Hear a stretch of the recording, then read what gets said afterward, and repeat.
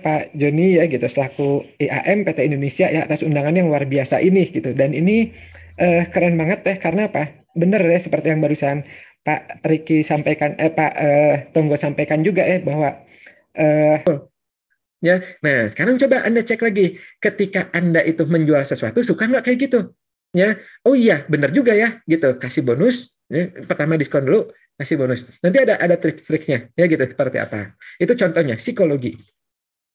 Nah, ini cuplikan-cuplikan waktu kuliah ya gitu. Jadi saya buka lagi tuh ya materi-materi kuliah. Ya, nih ya.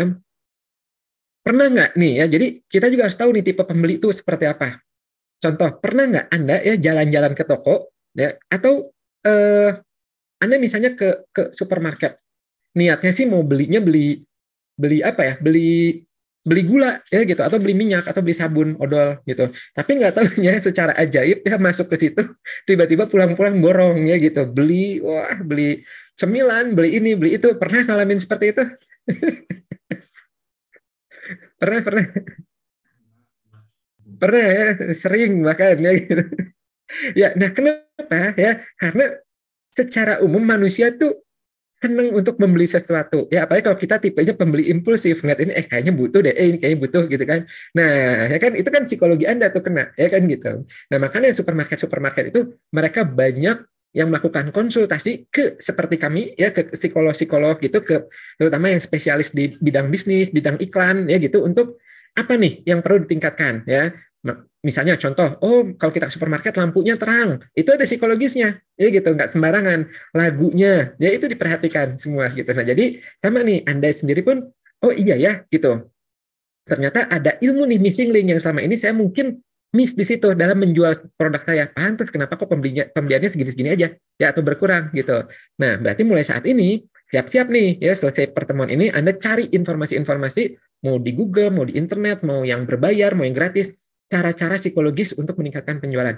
Penting banget ya. Lumayan nih ya 230 orang. Ya siapa tahu seret berkembang berkembang berkembang dan bisa sharing ke yang lainnya nanti ya.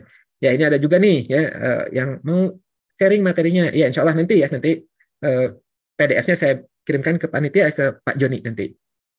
Oke, nah ini contoh-contohnya ya ini penelitian-penelitian waktu saya kuliah dulu ya. Jadi saya ngambil waktu itu dapat tugas kan penggunaan promosi berupa bonus 4 sewa gratis satu ya terhadap peningkatan jumlah penyewa VCD rental ya gitu. Lumayan meningkat. Ini teman-teman pada bikin ya gitu. Jadi ini luar biasa ya. Tuh, ya banyak ya, ini banyak nih, ya tuh. Cuplikan-cuplikannya ya. Oke. Nah, sekarang saya mau tanya nih ya. Coba menurut Anda di antara A dan yang B ya, mana sih penulisan harga yang lebih baik dan kenapa menurut Anda? Yang A ya udah langsung aja to the point 499.000 atau B 749.000 coret kemudian baru 499.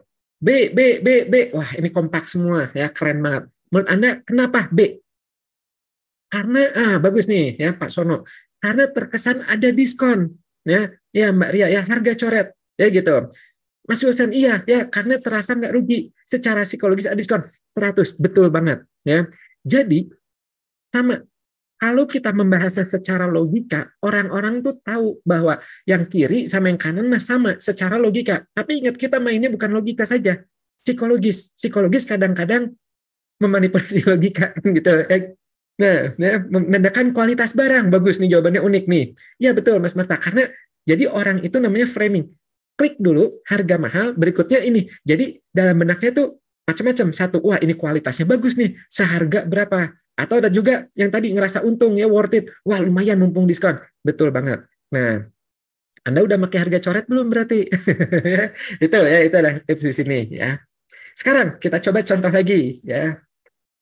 Nah, mana misalnya Anda jualan kaos kaki nih ya, atau misalnya Anda mau beli kaos kaki, Anda ke warung ya, ke toko gitu ya, kemudian Anda ngelihat ada dua toko nih, yang A jual 3 pasang kaos kaki harganya 47.000, yang B kaos kaki adem, murah, menyerap keringat, nggak bau, antibakteri ya, dapat 3 pasang kaos kaki spesial ini hanya 47.000 rupiah. Harganya sama, nggak pakai harga coret ya. Nah, sekarang Anda akan pilih yang mana nih? Yang menurut Anda lebih greget untuk dibeli? Oke, ya B ada satu yang A ya. Tapi rata-rata di sini B ya karena detail semua keunggulannya, penjelasannya jelas, ada deskripsinya, ada nilai value-nya. Yes, betul banget ya. Nih, ini penting secara psikologi ya. Jadi ya, nanti akan saya jelaskan lebih tuntas lagi ya. Tapi kita lihat orang itu umumnya beli secara psikologis tuh mereka itu fokus pada apa manfaatnya buat dia ya. Yang B ini bagus, dia ngasih tahu kaos kaki ini itu tuh adem, mudah nyerap keringat, ya nggak bau, antibakteri, itu manfaat buat dia. Itu yang jadinya nggak gatal dan sebagainya gitu. Ini orang tuh beli biasanya ini, yang bikin anget misalnya, ya gitu. Itulah ini, ya. Nah, nggak aneh ketika saya pernah melihat di salah satu marketplace ada orang yang jual makanan kucing, ya.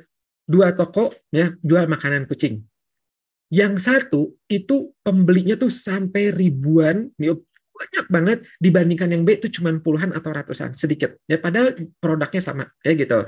Nah, pas saya lihat ternyata yang B itu benar-benar mau di fotonya, mau di deskripsinya, itu tuh benar-benar wah, ini kalau saya punya kucing pasti saya belinya yang ini karena saya jadi tahu meskipun bahkan saya nggak punya kucing, saya jadi tahu bahwa ini tuh ternyata bermanfaat banget loh. Kucing bakal seneng gitu, maksudnya jadi bulunya jadi gimana gimana gitu dibandingkan hanya yang sepertinya makanan kucing ya, kucing jadi kenyang cuman gitu ya, atau makan kucing dua kaleng ya, harganya gitu. Itu. Nah, coba saya tanya, Anda ketika menjual produk gimana nih? Ya, kayak tadi kan ada tenun, ya ada macam-macam. Anda sudah menyertakan benefit untuk calon konsumennya atau belum? Ya, tadi ada yang grafis ya, udah masukin belum nih ya manfaat buat mereka-nya gitu. Nah, itu psikologis. Sama, nanti akan saya jelaskan lebih detail lagi ya. Nah, ini nanti ada ilmu namanya tuh copywriting ya, copywriting atau ada juga yang menyebutnya hypnowriting ya, ada juga yang menyebutnya copy selling, macam-macam istilahnya, tapi intinya adalah bagaimana kita melatih bahasa ya supaya bahasanya itu menjual. Itu ada tuh ya. Oke, lagi saya mau tanya lagi nih. Misalnya Anda mau beli eh, ayam gitu, ayam. Nah, kemudian ada dua gerobak ya gitu. Ada yang kiri, ada yang kanan. Ini abaikan aja ya, ini bukan iklan ya. Ini saya izin ya, ini ngambil di internet kalau ini ya. Nah, seandainya ada ayam seperti ini ya, kebayangnya menurut Anda akan belinya yang mana? Yang A atau yang B? Dan kenapa? B dong ya, B. Oke, kenapa yang B? Ada yang A lebih murah, yang B kelihatan lebih bersih, lebih menarik. Oke, ya. Sekarang saya tambah lagi seperti ini. Nih, ya, supaya sama kayak Buria barusan. Yang A harganya 1.500, yang B 4.500. Tuh, lebih murah yang A tuh. Nah, sekarang Anda mau belinya yang mana? Yang A atau yang B? Yang A murah loh, murah banget loh. Yang B, wah semakin semangat jawabnya B. Ya, ya, lihat, ya kan gitu, ya. Ada yang butuh A ya karena waduh kayak gitu lagi mepet ya gitu. Nah, lalu kita ngeliat sini, lihat kebanyakan orang itu beli B. Padahal secara logika sekali lagi B itu lebih mahal. Jadi ternyata ketika orang membeli itu bukan sekedar berapa harganya, betul nggak? Ya kan kalau orang itu milihnya hanya sekedar harga, saya yakin harusnya jawab banyakan yang A harusnya lebih laris. Ternyata enggak. Ya kan gitu. Ternyata meskipun harganya lebih mahal, orang-orang akan lebih banyak memilih yang B. Muncul pertanyaan sebentar. Berarti apa nih yang membuat orang itu ketariknya pada B bukannya A? Nah, itulah aspek-aspek psikologis ya. Ya tadi misalnya gerobaknya lebih terjamin, ada halalnya misalnya, ya kan gitu. Kemudian lebih bersih, lebih macam-macam, ya kan gitu.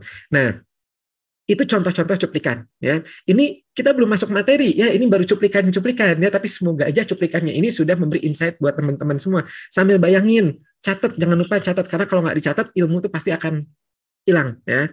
Catat ya, saya selalu menyiapkan buku ya setiap saya belajar apa ya. Bahkan tadi juga ya Pak Tonggo, Pak Samsul cerita, saya catatin, oh ya dapat ilmu ini, dapat ilmu itu ya gitu. Gitu. Jadi Anda pun sama ya. Sayang hidup kita terbatas, apalagi pertemuan ini sampai sampai jam 12 ya. Jadi sayang kalau misalnya cuman oh ya saya ngelihat aja ya, itu enggak. Dan saya senang yang mereplay chat. Ini ilmu karena saya psikologi, saya banyak belajar tentang psikologi dan saya juga pengajar, saya belajar juga tentang bagaimana mengoptimalkan retensi pada siswa. Retensi itu daya serap pada siswa. Ya. Jadi ternyata dari penelitian, siswa-siswa yang selama belajar itu bergeraknya itu nyambung ya, nyatet bukan bergerak sambil joget sambil apa, mencatat, ternyata ilmu itu jauh lebih nempel ya di otaknya dibandingkan yang tidak mencatat. Ya gitu. Jadi yang aktif ya, kalau nggak itu minimal chat ya, tapi kalau mencatat itu dari penelitian, ini penelitiannya sangat terbukti ya internasional ya di AHAF gitu, itu ternyata mencatat itu nempel ilmunya. Jadi usahakan ya kalau ikutan kelas-kelas kayak gini, siapin ya buku ya, tulis kayak gitu. Oke, kita lanjutkan lagi. Saya yakin Anda pasti pernah dong ke supermarket ya atau minimarket ya. Itu kan kalau Anda perhatikan, nyadar nggak bahwa penempatannya itu diatur sedemikian rupa. Bahkan beberapa di antara mereka ada yang strateginya itu menempatkan barang mahal di samping barang yang lebih mahal. Ya, misal nih ya ada barang harganya 100.000 ya, ditaruh di sebelahnya 150.000. Kenapa? Karena supaya yang 100.000 ini jadinya nanti terkesan murah ya. Kemudian kalau Anda perhatikan biasanya barang-barang konsumtif dan penting seperti roti, ya, susu, sabun ya, itu biasanya suka taruhnya tuh rada-rada belakang ya. Kenapa? Supaya konsumen itu biasanya muter-muter dulu ya gitu, ngelewatin banyak gang ya gitu. Ya pandangannya lihat kanan kiri.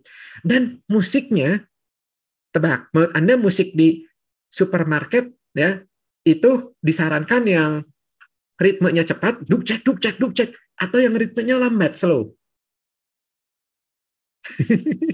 Cepat, cepat, slow, slow lambat ya. Ya, jawabannya adalah slow ya gitu, karena ketika ritmenya lambat orang tuh jadi jalannya lebih lambat ya gitu. Jadi lebih mau melihat kanan kiri gitu. Ya sengaja gitu ya gitu. Nah, sama kayak restoran juga gitu. Mungkin ada di antara Anda yang restoran, lihat kalau masih sepi, putar lagunya tuh yang misalnya ada baru 2-3 orang yang rada-rada ritmenya tuh rada pelan. Tapi kalau penuh ya supaya ini banyak yang ngantri, kasih musiknya cepat supaya orang makannya pun nanti ritmenya pengennya itu rada cepat. Yang ngaruh itu ya gitu. Nah, kemudian permen biasanya di mana tuh? Di atas, tengah, bawah ya itu biasanya suka ada ya gitu. Jadi yang anak-anak tuh biasanya tengah ke bawah raknya ya. Gitu. Nah, itu adalah contoh-contohnya. Kemudian lagi ya, kalau Anda perhatikan lagi di supermarket itu biasanya suka nggak ada jam. Kenapa? Ya itu tadi, ya niatnya 10 menit, tiba-tiba udah 50 menit nih ya, udah setengah jam, udah sejam gitu. Kemudian yang unik lagi lah sayur. Ya. Sayur itu, yang unik gini, kan kalau yang saya dengar ya kata ibu-ibu, ya kata penjual itu sayur tuh nggak boleh kena air, ya gitu. Nanti cepat layu. Ya. Tapi di supermarket malah suka disemprot. Ya, ternyata itu efek psikologis juga. Bahkan dikasih lampu terang situ supaya kelihatannya seger. Nah, ya gitu efek psikologis tuh gitu. Contoh lagi misalnya ya. Nih, kalau misalnya Anda mau beli popcorn ya, mau ke bioskop nih. Ini suka di bioskop kan biasanya suka beli popcorn. Kemudian ada pilihan ya, silakan popcorn ya. Yang satu 25.000, yang satu 35.000 ya. Kebayangnya kalau di sini Anda mau beli yang mana? Beli yang 25 atau 35 atau bingung? Oke, ya 35. 35 supaya puas ya gitu. Oke, 35 besar. Oke ya. Oke. Nah, ketika kita membandingkan dua gini ya, ini jawabannya biasanya campur. Ada yang 25, ada yang 35 karena nggak kebayang ukurannya segimana ya gitu. Kayaknya 25 itu kecil banget ya, kayaknya kurang dengan 35 aja deh ya. Tapi ketika lihat itu biasanya banyak yang milihnya 25 ya. Nah, sekarang saya mau tanya nih. Untuk Anda terutama yang milihnya 25 aja deh, 25 gitu ya, 25, kayaknya 35 mahal gitu kan. Kemudian ada pilihan ketiga, yaitu adalah kayak gini, jumbo, harganya 36.000, ya cukup nambah 1.000, dapatnya jumbo. Kebayangnya Anda akan tertarik yang mana? 36, ya gitu, betul banget ya. Ini istilahnya adalah decoy efek harga pengganggu ya. Jadi ini juga tips and trick psikologi. Jadi kadang kalau misalnya kita cuma dua punya produk ya, dan produk yang mahal itu jarang lakunya ya, kasih satu produk tambahan disebutnya harga pengganggu. Bukan untuk laris manis, tapi untuk pengganggu. Nih orang tuh mindsetnya akan berubah dari selisihnya 10.000 menjadi selisihnya 1.000. Mendingan ini dong, untung dong, jadinya untung. Nah, keren kan gitu. Untung dong, cuma nambah 1.000 tapi dapatnya gede banget ya gitu. Nah, awas ya itu. Kalau Anda beli-beli itu, saya yakin ada beberapa yang pernah kena jebakan ini ya. Nah, mau nambah ini cuma 1.000 loh, cuma 2.000 lah. Tiba-tiba jadinya berapa ya gitu. Nah, psikologi bisnis ini itu kalau Anda suka nonton di internet ya, di YouTube misalnya ya, itu tuh ketika ada produk-produk launching ya, orang-orang di luar sana tuh itu banyak banget yang mengaplikasikan teknik psikologi bisnis gini ya. Bahkan salah seorang yang menurut saya guru ya dalam psikologi bisnis itu adalah Steve Jobs ini. Ya, ini menurut saya ini dia keren banget. Dalam presentasi saya banyak belajar dari sejarahnya dia ya, juga dari psikologi bisnisnya ini luar biasa banget. Saya sampai